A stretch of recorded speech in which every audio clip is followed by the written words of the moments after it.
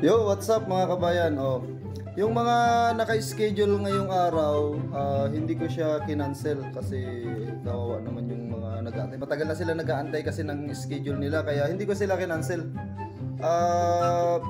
Masamang balita kasi magpa-flight na kami papuntang Riyadh. Ura-urada kasi yung namin sa boss namin. Mabilisan. Pero sa magandang balita kasi nakapag-prepare pa ako ng pagkain para sa mga magpi-pick up ngayong araw. Kaya ito, napag-prepare ko pa sila. Ayan. Bali ang flight ko ay alis kami ng alas 4 dito ng umaga. So may maiiwan pa naman dito kaya pinaiwan ko na sa kanila. Pero ako alis kasi ako kailangan nasa airport na ako ng alas 4. Kaya ito ngayon, prepare ko na to. Yung may mga nanghihingi ng gatas, nanghihingi ng diaper, ayan. Tapos yan, may mga pangalan na yan. Tapos meron din ako syempre mga iniwan dito sa fridge. Yan. Ginaid ko na lang sila via video. Ayan, may mga kanya-kanyang pangalan na yan. Yan, may kanya-kanyang pangalan na yan. Ayan. Kaya yung ibang mga pupunta dito, kayo na bahala, sinend ko na sa inyo yung mga video na dapat ay pipick upin ninyo. So, kayo na bahala mga kabayan ha. Hindi ko na kayo mag-guide. Sinend ko na sa inyo yung video na guide para sa pag-pick up ninyo.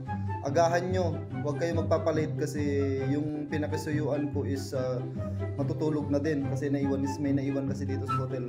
Salamat kasi may naiwan dito. So kayo, huwag kayo magpapalit mga kabayan kasi nakisuyo lang tayo. Kung mas maaga kayo makakapunta 6, 7, 8 until 9 lang tayo. Huwag kayong lalagpas, be responsible kayo kasi ngayon lang kasi walang mag-aantay sa inyo. So kayo ang mag-adjust. Si Mamang Guard kasi alis na ako ng alas 4, alas 6 kailangan alas 6 flight namin, alas 4 dapat nasa airport na ako. Mabilisan lang yung flight namin. Pagbalik ko, babawi ako dun sa yung mga na pending schedule kasi today. Tapos yung mga sa susunod, yung mga na-cancel, bawi ako sa inyo. About naman dun sa mga na-cancel about naman dun sa mga sa mga pangalan nito, yung nanalo dun sa palaro. Pwede nyo pick upin kay Kuya Abet or pwede sa inyong ihatid ni Kuya Abet, depende kung available siya.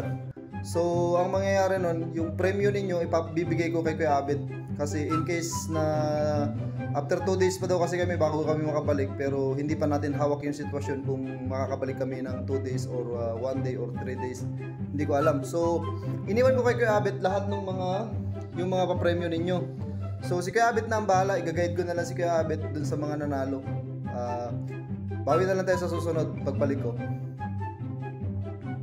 Siya nga pala mga kabayan, yung tawag dito, yung nangingi sa akin ng test strip sa for diabetic. Meron akong dala dito para sa iyo kabayan. Dalan din kita ng gatas. So sa Riyadh mo na kunin. Yung mga taga Riyadh diyan, shoutout sa inyo. So kita-kits na lang tayo diyan, yung mga mabibigyan ko diyan. Message niyo lang si Mamang Guard. Tapos mga kabayan, yung mga nanghihingi sa akin ng nagpapa-reserve sa akin ng gatas, ng diaper at ng iba pa. So, bawi na lang ako pagbalik ko. Yung iba na pag-reserve ko na ng diaper, na pag-reserve ko na ng gatas, na pagkuhan ko na. Shoutout doon kay yung nagko-comment sa live ko nung nakaraan, Margie. Shoutout sa iyo kabayan. Pwede mong pick upin yung yung gatas mo naka-reserve na dito. Tapos yung tawag dito, yung for diabetic. Basta yung nire-request mo naka-reserve na dito. So ikaw na bahalang chat mo lang ako sa WhatsApp para mai-guide kita kung paano mo makukuha.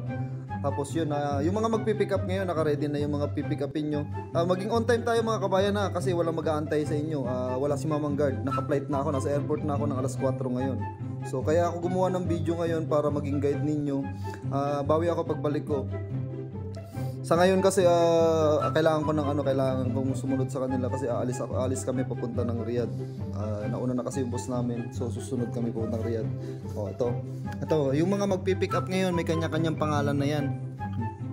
Yan, na-ready ko na yan. Nag-send na rin ako ng video sa inyo para ma-guide. Tapos ito, dadalhin niya ni Kuya Abet. Yan yung mga premyo doon sa mga nanalo ng doon sa palaro. Congrats sa inyo, congrats mga kabayan.